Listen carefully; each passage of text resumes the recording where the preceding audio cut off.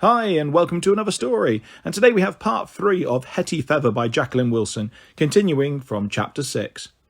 I behaved in an exemplary fashion all Saturday morning. I even ate all my vegetable soup at dinner time, though I usually fussed and picked out the bobbles of barley and carrots, refusing to eat them because they looked as if they'd already been eaten. Mother patted me on the shoulder. "Good girl, Hetty," she said proudly. "Now I'm going to feed young Eliza and have 40 winks. You children go and play and give me a bit of peace." Rosie and big Eliza went off arm in arm, talking big girl chat of dresses and hairstyles and boys in the village. Nat ran off carelessly, kicking a stone, to meet up with his friends. That left Gideon, Jem and me. Gideon looked at us happily. "What should we play?" he asked.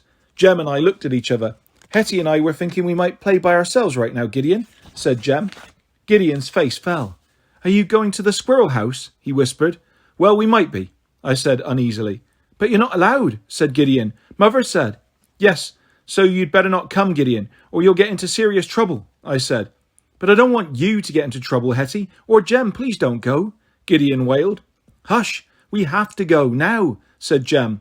"But I haven't anyone to play with," said Gideon, and his lip puckered. "Picture someone, Gideon," I said. "Make them up. Here, I can see a little boy standing beside you, a kind, friendly boy. He likes dancing, just like you. You can dance together." Gideon looked around wonderingly, as if I'd actually conjured a child out of the air, and Jem and I realised our moment and ran away. There were children running from all over the village, courting couples, mothers, fathers, even old grandmothers and grandfathers hobbling along on sticks, all of them bound for Pennyman's Field to see the circus. We could hear the drums and see the top of a great striped tent, with all the red and green and yellow wagons parked in a semicircle behind. I couldn't see the wondrous flame-haired Madame Adeline or the tumbling boys in silver. I couldn't even spot enormous Elijah the elephant. But as we entered the field, I saw the 2 clowns with red noses capering at the entrance to the tent. There was a stall selling sweetmeats and another selling little metal clockwork figures, comical cats and mice. "Oh, Jem," I said, tugging his hand, and he bought me a penny gingerbread heart hanging on a pink ribbon. Now we only had 1 penny left. We needed a whole handful of pennies to get into the tent to see the circus performance. Everyone was standing in a line before the ticket booth, handing over their pennies and getting tickets in return. We watched 2 boys trying to run right past without paying, but a big man caught them both by the scruff of their necks and sent them flying with a kick to their backsides. I clutched Jem. I was used to being paddled, but I didn't want an ugly big man to kick my backside. Jem squeezed my hand reassuringly. "We'll go round the back," he whispered. "Nat says you can tunnel in under the tent, so long as you're speedy." I started trembling with excitement.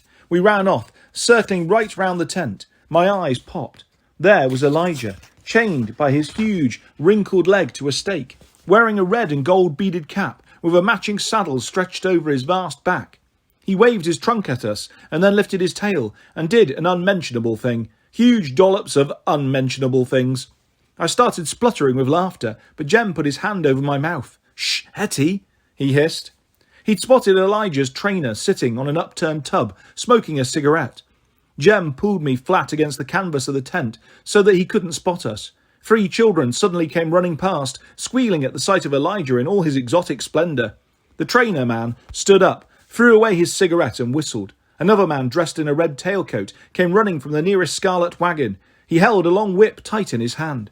They moved in a flash, seizing the legs of the children as they wiggled underneath the canvas. All 3 were hauled out, shaken fiercely, and shouted at.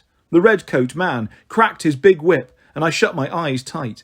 But I think he simply whipped the ground, not the boys. They were all crying now, even the biggest boy. He wore a blue cap stuck on his head at a jaunty angle. The red-coat man seized his cap and hurled it high across the field, and then all 3 were shoved and kicked on their way. My heart hammered hard inside my bodice. What if the men were to see Jem and me? I shook in my shoes, but Jem held me tight. "It's all right, Hetty," he whispered into my ear. "We won't try while they're lurking here. We'll just have to wait patiently." We waited and waited and waited. We heard loud music inside the tent, shouts of excitement, roars of laughter. The circus performance had started. We were stuck outside, still intent on avoiding the eyes of the red-coat man, the trainer and Elijah the elephant. The great beast raised his head every now and then, trunk high in the air, as if he was sniffing us out. He strained against his stake. I held Jem's hand so hard my nails dug into his palm. Then more men came, pushing a cage of howling hairy beasts. I saw their coarse dark coats, their long snouts, their great teeth. and I thought of grandmothers and little girls in red hooded cloaks. The red-coat man cracked his long whip and strode off after the wolves, all set to subdue them inside the tent. We heard gasps and cries and sudden bursts of applause. I fidgeted from one foot to the other, desperate, till the caged beasts were eventually wheeled back and off to the side of the field. Elijah and his keeper stayed swaying and sitting, while the two silver-suited tumbling boys came dancing down the steps of another wagon. They paused to rub their hands and coat their sparkly slippers with some dusty stuff in a box. "It's rosin, to stop them slipping," Jem whispered. Then they gave Elijah a fond poke, turned a couple of somersaults for practice, and ran into the ring.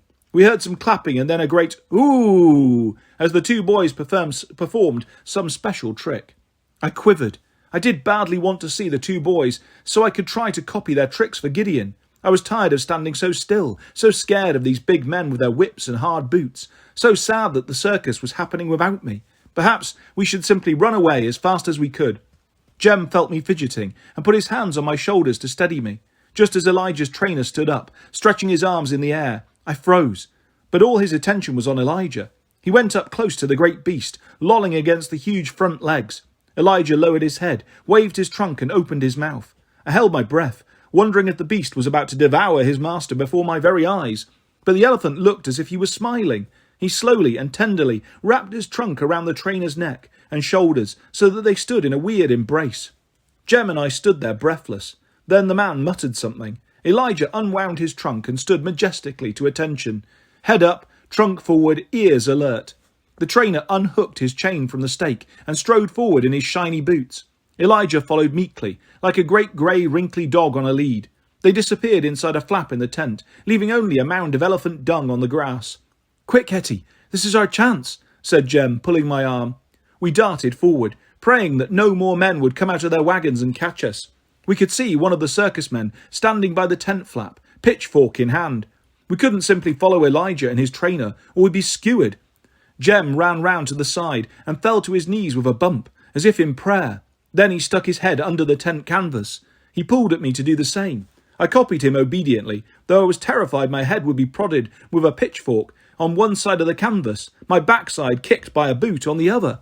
But I wriggled forward on my tummy into the hot, noisy tent, and at last we were both safe inside. The ring was brilliantly lit, but the spectators all around the tent were in darkness. We could just make out circles of seats, rising in tiers. Jem pulled me up and we edged our way round the back of the tallest tier until we reached an aisle. Now we had a proper view of the circus ring, scattered with sawdust and edged with a little red wall. Elijah was in the middle of the ring on his hind legs, waving his trunk triumphantly, while everyone clapped him. The audience was so absorbed that no one noticed as we crept forward and slipped into two empty seats, almost at the front. We watched Elijah perform his tricks, while the silly clowns with red noses darted in and out of the ring, pretending to be scared of him. Then Chino took a clockwork mouse out of his pocket and set it clacking and squeaking, and Elijah lumbered across to a big box and climbed right up on it, as if he was terrified in turn. The trainer pretended to be frightened too, so Elijah bent his head, took him in his trunk and lifted him high in the air, away from the scurrying mouse. Jem and I laughed heartily, loving their antics now that we were safe in our seats. When Elijah eventually plodded out, the clowns stayed in the ring, capering with some of the children in the audience and playing with buckets of water. "You can run down and join in, Hetty. I'll save your seat," said Jem. I shrank back shyly, not liking the funny clowns with their painted faces and clumsy clothes, scared they might throw their buckets of water over me. "It's not like you to be bashful, Hetty," said Jem, putting his arm around me. "Are you pleased we got into the circus? I told you I'd find a way." "I'm very, very, very pleased," I said. The band struck up again, and a plump lady in a tight magenta costume came dancing into the ring. She ran over to a vast ladder at the side and started climbing up it, rung after rung, up and up and up, as nimble as a squirrel. She reached a little platform right at the top and clasped a long pole waiting there. We saw a taut rope stretching all the way across the tent. High in the air, she was Flora, the tightrope walker. The lady gave a flourish, seized her pole and stepped out onto the rope. She walked right along it, even pointing her feet and dancing, as if she was a magenta fairy flitting through the air. It hurt my neck to watch her, and I could hardly breathe because I was so scared she'd fall. Jem had warned me so many times that I mustn't ever try to edge along the tree branches in our squirrel house. He nudged me purposefully now. "You mustn't try this lark, Hetty, promise," he whispered. "My lord, isn't she amazing?" We watched as she skipped along, walked backwards, even sat upon the rope, arranging her deep pink skirts around her and taking a book out of her pocket, pretending to read. This seemed marvels enough, but when she'd advanced all the way over to the other side, she took something from under a cloth on the other lofty platform. It was a little perambulator on 2 wheels with a baby doll sitting up inside. She took the vehicle, wobbling alarmingly, so that we all went, "Ooh!" And then she balanced it on the rope, with Dolly still inside. Flora walked steadily back across the rope, as casually as any mother wheeling her baby. When at long last she reached the other platform and took a bow, she seized the doll and made her take a bow too. Then Chino the clown came capering back with his silly friend, Beppo, plus 2 very little clowns in comical baby gowns with woolen booties on their feet. They had grease paint on their faces and silly red noses. At first I thought they were simply child clowns, but then I spied a flash of silver beneath the baby gown and realised they were the 2 tumbling boys dressed up. They kept playing tricks on the clowns, leaping up into the air, landing on their hands and then walking upside down all around the ring. There was a lot of fun and games with bottles and napkins. Jem laughed so much he nearly fell off his seat. Then at last all 4 clowns took a bow and ran off. That seemed to be the end of the circus, because everyone clapped and then stood up stretching. "Oh," I said. "Oh dear, Jem." "What is it, Hetty? Aren't you enjoying the circus?" Jem asked. "I think it's wonderful, but now it's ended, and I didn't get to see her. The lady in pink spangles with red hair. My lady," I said, nearly in tears. "It's all right, silly. She'll be in the second half. This is only an interval. Hetty, there's lots more to come, I promise." "Really? So we haven't missed her? We really will see her?"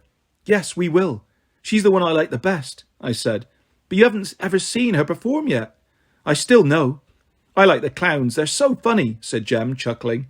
"I should so love to set folk laughing like that." "We could have our own circus," I said. "You could be a clown, Jem, and Gideon can be a boy tumbler, and I will wear a short pink skirt, ride on my horse. Let us run away and start our circus, you and me and Gideon, and then I won't have to go to the hospital," I said earnestly. "I wish we could, Hetty," said Jem, looking wretched. "We could maybe have a circus when we're married, because we could start a farm circus, and you could train the pig to stand on a tub and get the chickens to cluck in time and set all the goats dancing." He went on, trying to humour me. "Here now, Hetty, eat your gingerbread." He was trying to distract me. I did have a very sweet tooth, so I set about eating my biscuit, though it had cracked and crumbled rather when I wriggled under the tent flap. I insisted on sharing it with Jem. We ate every crumb until only the gold star was left. Jem stuck that on my forehead. And then the band struck up and the clowns capered back into the ring. I fidgeted in my seat, breathless with anticipation. I saw a gentleman throwing daggers at a lady in sparkly drawers, a troop of seals barking for fish, and a man eating fire as casually as we'd eaten our gingerbread. But I was still restless and unsatisfied. But then, right at the end, the ringmaster cracked his whip and announced, "Now, ladies and gentlemen, girls and boys, Tanglefield's travelling circus is proud to present Madame Adeline and her troop of Rosenbach performing horses." I sat up straight as 6 sleek horses cantered into the ring. I was used to Dobbin and Rowley, the great shire horses in father's care at the farm. These dancing, prancing horses seemed an elvish breed, so small and dainty. 2 were spotted, 2 piebald, and 2 grey, all with their manes and tails flowing, long and silky. Madame Adeline sat on the first grey, which was almost pure white, but with a saucy black patch on one eye, so that he looked as wicked as a pirate. He arched his neck and stepped precisely in time with the music, clearly proud to have Madame Adeline on his back. She looked so beautiful in her pink spangles and short frilly skirt, her flame-coloured hair piled on her head, a black ribbon around her slim white neck. She stood up on the back of the pirate horse, straight and proud, arms high in the air, never faltering. She smiled at our applause and called something to the other grey horse. He galloped faster and faster. As he drew alongside Madame Adeline, leapt from one horse's back to the other, landing with fairy lightness. She leapt on from one eager horse to another. She swung herself down till her toes touched the sawdust, and then up over the side of the horse. She even stood on her hands while he cantered. I watched her open-mouthed, marvelling. Madame Adeline jumped through a hoop and landed lightly back on the pirate horse, as easily as if she was skipping down the village lane. I clapped until my hands were sore. She slowed to a trot, still standing, waving at all of us. I waved back wildly, desperate for her to see me. "Hello, children," she called. I piped, "Hello, back," standing up on my seat. "Who would like to come and ride with me?" she said. I didn't wait for a second. I hurtled out of my seat. Jem tried to catch hold of me by the hem of my dress, but I whisked it away and rushed frantically for the ring. There were already children right at the front, hopping eagerly over the little red wall into the circus ring. Madame Adeline was laughing and pointing, picking her rider. "No, no, pick me!" I screamed, still running. I tried to jump down the steep wooden steps, lost my footing, and hurtled forward, tumbling head over heels. "Oh my, here's a little acrobat," said Madame Adeline, as I lay with my face in the sawdust, totally dazed. I felt her strong hands lifting me up. I stood there trembling. She was even more beautiful, close up. Her hair was bright red, her face powdery white, though her cheeks were a delicate pink, and her lips thrillingly dark and shiny. I looked up at her and fell totally in love. "Are you all right, little one?" she asked softly, as if we were alone together, not watched by an audience of hundreds. "I am. Oh yes, I definitely am," I said, tossing my hair out of my eyes. "You have lovely red hair, just like mine," she said, laughing. "What's your name, child?" "I'm Hetty Feather, ma'am," I whispered. "How old are you, Hetty? You speak up very nicely. Yet you can't be more than 4? "I'm 5 3/4, ma'am, just small for my age," I said. "And you want to ride my horse with me, little Hetty?" "More than anything." She laughed again, her teeth white and perfect, her lips gleaming. "Then so be it, little star," she said, touching the gingerbread star still stuck to my forehead. She lifted me up, and I found myself sitting on the smooth hot back of her horse. She swung herself up behind me, gave a little clucking sound, and the horse started trotting slowly around the ring. I heard loud clapping all around the circus. Oh my word, they were clapping me. I stopped clutching the horse's beautiful white mane and waved one hand in the air in acknowledgement. Madame Adeline chuckled. "You're a real showman. All right, little star, let's perform a few tricks for your audience." She clucked again, and our horse started cantering. She held me tightly around the waist, but I wasn't a bit scared. I dug in with my knees and arched my back to keep my balance. I heard Madame Adeline laughing approvingly. "Faster," she murmured. "Yes, faster, faster," I said. She clucked, and our pirate horse gathered speed, galloping now, overtaking all the other horses, round and round and round, so fast that all the seats within the tent seemed to be spinning.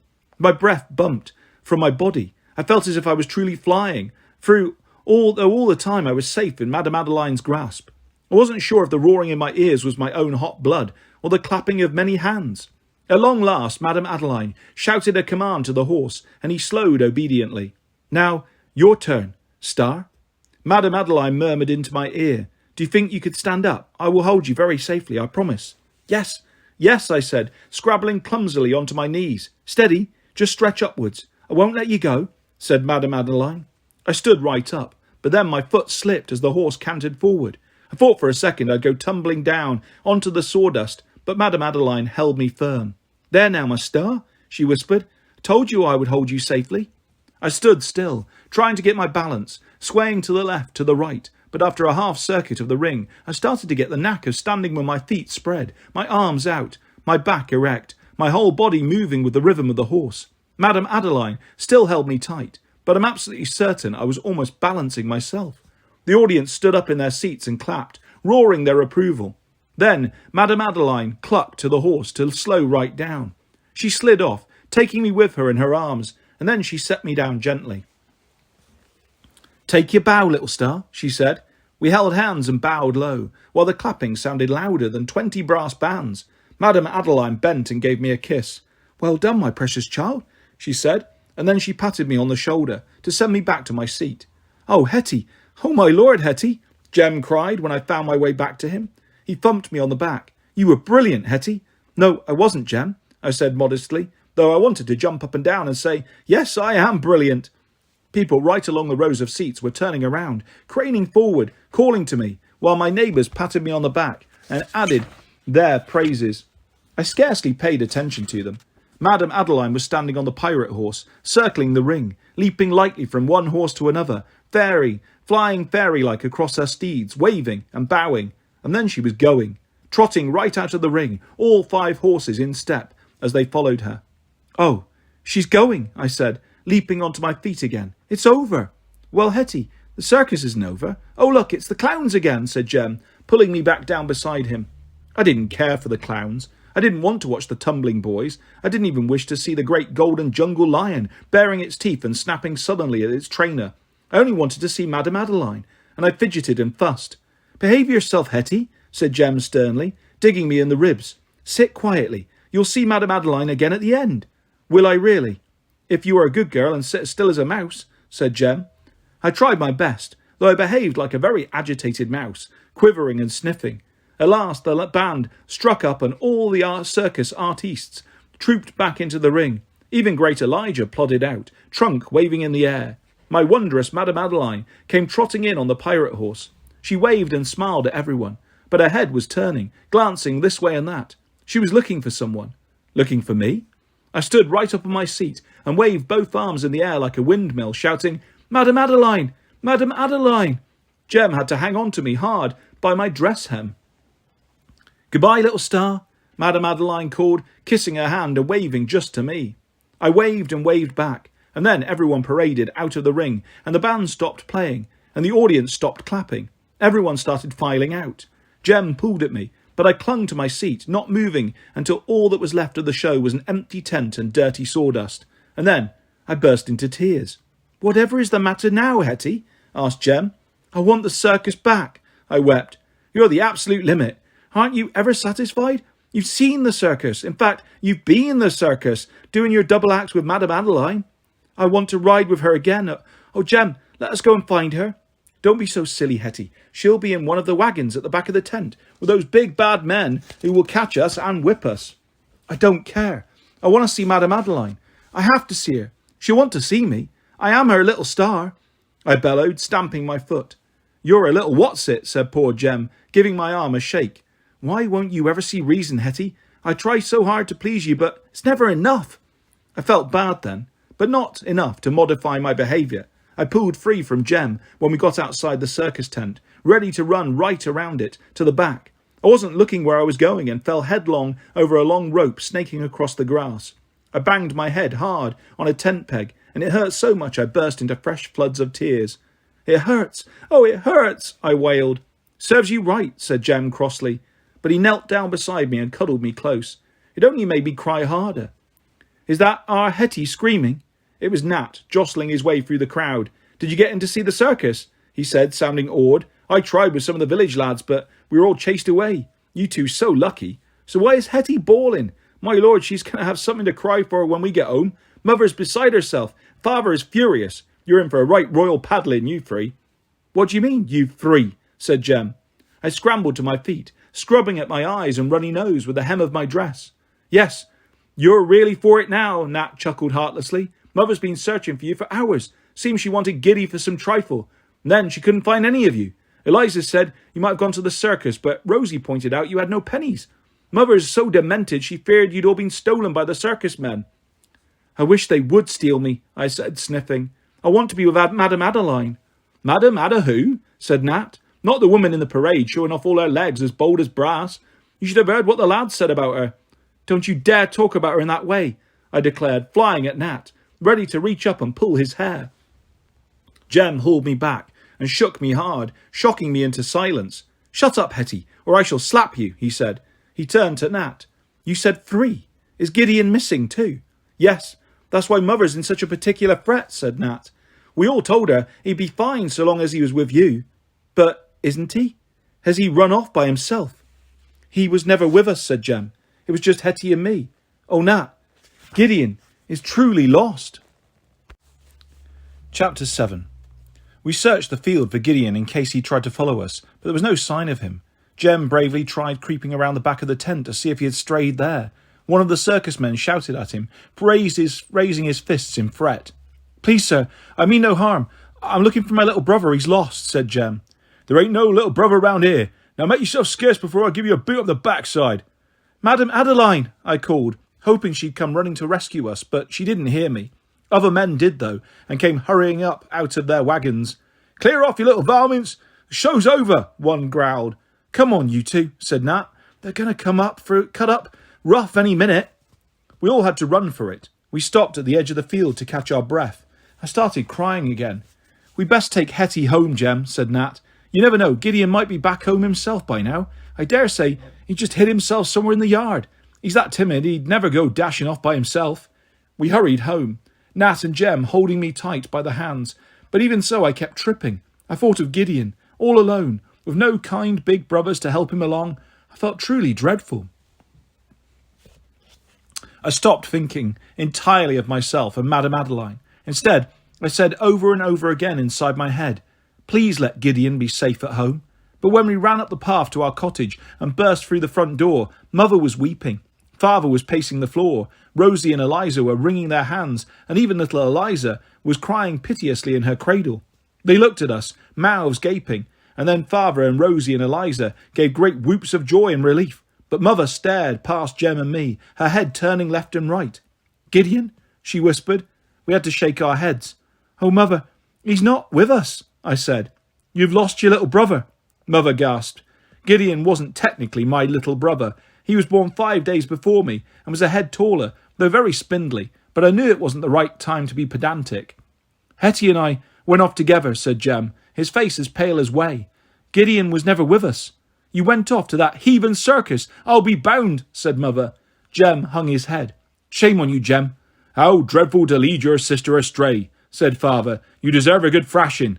Oh, no, I said. I must be thrashed. Father, not Jem. I wanted to go to the circus to see Madame Adeline. Oh, Father and Mother, I rode with her on her horse, and she said I was her little star. Mother and Father barely reacted. At least Father talked no more of thrashing. We must start up a proper search for Gideon. I thought you would all be fine together, but that little lad cannot cope on his own. He must be found. Do you think he tried to follow you to the circus? He certainly seemed taken with the idea, Mother wailed. She glared at me, as if it was all my fault, which perhaps it was. Father and Nat went out together to look afresh for Gideon. Mother sent Jem and me upstairs to bed in abject disgrace. I cried, and my dear brave brother cried too. It will be my fault if anything's happened to Giddy, he wept bitterly. Oh, Hetty, I should never have taken you to the wretched circus. You only wanted to please me, Jem. Don't cry so. It's my fault, not yours, I said, putting my arms around him, trying to comfort him the way he had comforted me so many times. It was dark when at last we heard Father and Nat coming back. We jumped out of bed and ran to the top of the stairs, but they didn't have Gideon. There's no trace of the lad, said Father. We've had half the village out searching, and we've even tried the woods, but it's like looking for a needle in a haystack. The woods. I suddenly remembered what Gideon had said. Are you going to the squirrel house? I know where he might be, I shouted, running downstairs. Oh, Father and Mother, he'll be at the squirrel house. He thought that's where Jem and I were going. What squirrel house? Asked Father. Oh, Hetty, don't start your silly games. Go back to bed, said Mother. No, Mother, Hetty's right, said Jem. It's an old hollow tree. We used to play there. Gideon asked us if we were going there. Put your jacket on over your nightshirt, boy. Show me, said Father. You come too, Nat. I clamoured to come as well, but they wouldn't let me. I stayed shut up at the cottage with Mother and Rosie and Eliza and the baby, and one after another we all wept, longing for Father and the boys to come back, but terrified too, lest they didn't find Gideon. I am very wicked, I wept, sidling up to Mother. Yes, you are wicked, Hetty, said Rosie. Poor Mother, see what you've done to her. Mother had her head in her hands and was crying hard, her whole face wobbling in a distracting fashion. What shall I do if my little boy's dead? She wailed. And what will the hospital say? They'll think I'm unfit to care for any more children. They'll take little Eliza away from me. They shan't do that, said Eliza, cradling her little namesake in her arms. Oh, Hetty, this is all your fault. I burst out crying afresh, because no one seemed to mind about me. I closed my eyes and pictured Madame Adeline. Come, my precious little star, she said, holding her arms out. Come and live at the circus with me. We'll perform every night. I will be the big star and you the little star. I will give you your own white pony. You will dance on its back, and everyone will clap and clap. No one shall ever scold you. Dearest Hetty, Jem will come and see us perform in the ring every night, and he will clap, and you will wave to him. He will tell people proudly that you're his little sister. Rosie and Eliza will beg you to wave at them too, but you won't take any notice of them. You don't want them to be your sisters any more. You don't want Nat to be your brother. But then my vision of Madame Adeline faltered. She could not say the word Gideon. He was my brother for ever and ever, my fellow foundling, almost my twin. If he ceased to be my brother, if he had perished somewhere in the dark woods, then I would go demented with guilt and sorrow. Madame Adeline faded until she was the merest glimmer of pink. I pictured Gideon instead, howling with terror in the great dark wood, calling for Jem and me until his voice cracked, running and stumbling and falling, lying there in the mud and the leaves, white and limp and broken. Wild creatures scuttling past him, but he didn't blink his eyes. They were open forever in his stark woodland grave. I frightened myself so badly, I started screaming. Rosie shook me hard. "Stop that silly shrieking, Hetty. Shame on you. You just want to be the centre of attention. Stop it this instant." I couldn't stop. I managed to quell the noise, but huge sobs still shook me every second, and tears rolled down my cheeks in a torrent.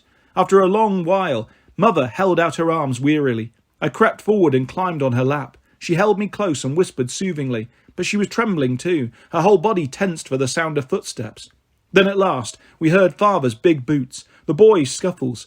Father strode into the cottage, and this time he had Gideon in his arms. He was holding him like a baby. Gideon's head lolled, and his spindly arms and legs dangled lifelessly. "Oh, he's dead! He's dead!" I cried. "Hush, Hetty. The little lad's sleeping, but he's fair perished," said Father. Mother leapt up, brushing me blindly out of the way, and seized Gideon to her bosom. She wrapped her shawl around him, while Rosie ran for a blanket. Mother had kept the fire burning, so Eliza soon had a stone bottle filled with hot water and bound in a towel to warm Gideon's icy limbs. Father knelt beside Mother and spread his own jacket around them both, cradling Gideon's pale face with his big rough hands. Gideon's eyes were half open, but he didn't seem to see us. His mouth was open too, but when Rosie tried to feed him a little warm gruel, it dribbled down his chin. "He is dead," I gasped. No, he's breathing, dear," said Mother, bending her head and putting her ear against Gideon's chest. "We just need to warm him up a little." "He found his way to the squirrel house, all by himself," said Jem. "But he couldn't hitch himself up into the tree. We found him lying underneath it, shivering and shaking. He cried out when Father picked him up, but he's not said anything since. But you mustn't fear, Hetty. I dare say he'll be fine by morning." Mother and Father took Gideon to sleep in their own bed, circling him in their arms. I wanted to climb in with them, but they sent me away. "They don't love me any more, because I'm so wicked," I wept. "Of course they love you, Hetty. You know I love you too," said Jem, letting me scrabble under the covers with him. He wiped my eyes with the sleeve of his nightshirt and stroked my tangled hair. "I'll always, always love you, Hetty, no matter what," he promised me. When I went to sleep at last, I dreamed that Gideon never woke up. He lay stiff and white in a glass coffin, like Snow White in the storybooks. Mother prayed at his head, Father prayed at his feet, and my brothers and sisters prayed on each side along the length of the coffin.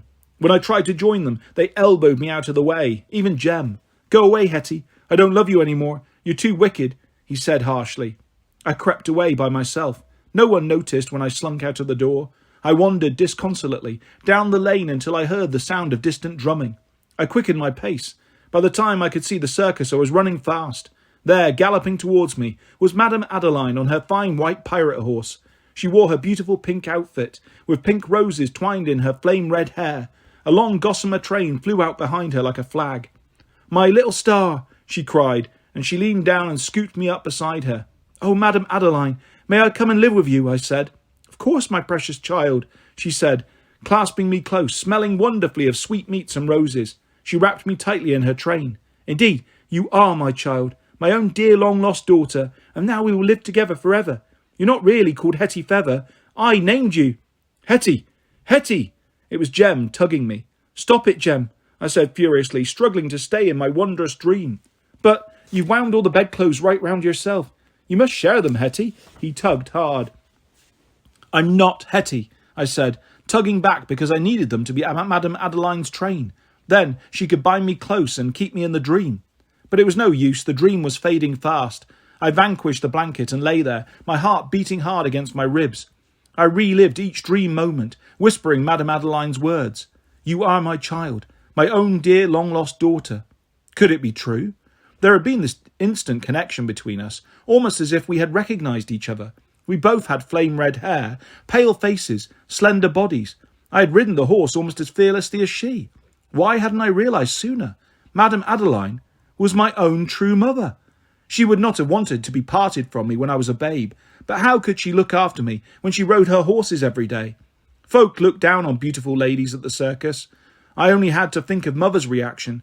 Perhaps my dear real mother felt she was giving me a better chance in life, sending me to the Foundlings' Hospital. But now I was absolutely certain she was missing me sorely. Perhaps right this moment she was lying awake, wondering if the little child with the red hair and the star on her forehead could possibly be her very own. I sat upright in bed. "What is it now, Hetty?" Jem murmured sleepily. "I have to go to the circus," I said. "What?" Jem caught hold of me and pulled me back into bed. "Are you truly demented? It's 4:30 in the morning, and I took you there to the circus, and look what happened." "You don't understand, Jem," I said. "I know I don't understand. You really are the limit, Hetty. I have to go to the circus. Don't you see? Madame Adeline is my mother." "What did you say?" "Oh, Hetty, really." He started laughing. I pummeled him hard. "Don't laugh at me. It's true. She told me in my dream." "Yes, in your dream, Hetty." "Not really," said Jem patiently, trying to catch my wrists. "Stop hitting me." "But you have to believe me. It is real. We're so alike, Madame Adeline and me." "No, you're not. Not the slightest little bit. Look at our hair." "Hetty, I don't think Madame Adeline's hair is really red. Not that bright colour. I think maybe she dyes it." "My hair is bright, and I do not dye mine. We're so totally alike. Take me to the circus and you will see for yourself." "I'm not taking you back to the circus." "Then I'll go by myself." "If you try to do that, you will get lost. You're too little to find the way. It'll kill Mother if she loses another child, and Father will most likely kill you if he finds you, and me, into the bargain. Now lie down properly and go back to sleep like a good little girl." He forced me down on my pillow, but I couldn't sleep, though I tried hard to seek refuge in my dreams. Eventually I heard Father getting up for work. I slid out of bed quickly and caught him as he went down the stairs. "Why are you up so early, little minx?" he asked. "I couldn't sleep, Father," I said. "I'm not surprised. I dare say this whole circus escapade was all down to you, Hetty. You have a knack for leading the others astray. Jem's a sensible lad, but he's soft as butter where you're concerned." Father shook his head at me. "I don't know what to do with you, child. Perhaps it's just as well you won't be with us much longer." I felt as if Father's huge fist had punched me straight in the stomach. "Yes, well, might you hang your head," he said. "That little lad in my bed was a hair's breadth from death when we found him. He's still icy cold for all he's swaddled in shawls like a newborn babe." I dodged round Father and ran into his bedroom. Mother was lying in bed, propped up on one elbow, crooning a lullaby. Gideon was in a little huddle beside her. I edged towards him, expecting to see a little Jack Frost brother, hair hoary white, icicles hanging from his nose and chin, but Gideon looked almost his usual self, though he was very pale. I climbed up into bed beside him. Mother put her finger to her lips, frowning at me. She clearly wanted Gideon to sleep, but his dark eyes were wide open. "Hello, dear Gideon," I whispered. "Are you better now?" Gideon didn't seem able to tell me. His mouth opened, moved, but no sound came out. "I can't hear you," I said, nuzzling closer so that my ear was inches from his face. Hetty, don't squash him. Go back to your own bed," said Mother. "But I can't you think of anyone else but yourself, child?" said Mother sharply. Gideon whimpered at her tone. Mother glared at me. "See, you're upsetting your brother. Go away." All right, I thought. I will go away. You don't want me. Father doesn't want me. Even Jem has had enough of me. You're all sending me to the hospital soon anyway, so I'll go away now and save you the trouble. I stomped out of Mother's bedroom and then crouched at the top of the stairs, tucking my knees up under my nightgown and rubbing my cold feet. I longed for a warm jacket and my boots, but they were in my bedroom and I knew Jem would be suspicious if he saw me putting them on. I took Gideon's boots instead, lying on the landing, still caked with mud and grass from his trek into the forest. They were too big for me, but it couldn't be helped. I had difficulty with the laces. I was used to Jem helping me tie neat bows, but I turned and twisted them until they held fast. I waited, shivering, until I heard Father shut the front door on his way to the farm. I couldn't count beyond 10, but I had some idea of time and waited several minutes until I judged it safe. Then I tiptoed downstairs as best I could in my ill-fitting boots. I grabbed a hunk of bread from the larder and wound an old sack about my shoulders in lieu of a coat. I could not yet write, apart from my name, so I did not leave them a note. I felt a pang for not saying goodbye to Jem, but it couldn't be helped. I went out the front door and marched off to join the circus and my true mother. Oh dear, I'm shaking now as I write this. I did not get lost. I was only 5 then, but I was a very determined child. I hurried through the village, glad that most folk were still in their beds because I looked a queer sight in my sacking and borrowed boots. I could not wait for my own dear mother, Madame Adeline, to clothe me in some beautiful pink outfit so that I looked like a little fairy. I found exactly the right hole in the hedge to scrabble through to get into the fields. I ran across one, the dewy grass soaking the hem of my nightgown. I stumbled several times, my boots rubbing my bare feet raw, but I was sure I would soon be shod in pink satin slippers. I reached the edge of the field. I fought my way through the second hedge. There I was, in the circus field. But where was the circus? I opened my eyes wide, staring all around. Where was the big tent, the wagons, the horses, Elijah the elephant? Where? Oh, where was Madame Adeline?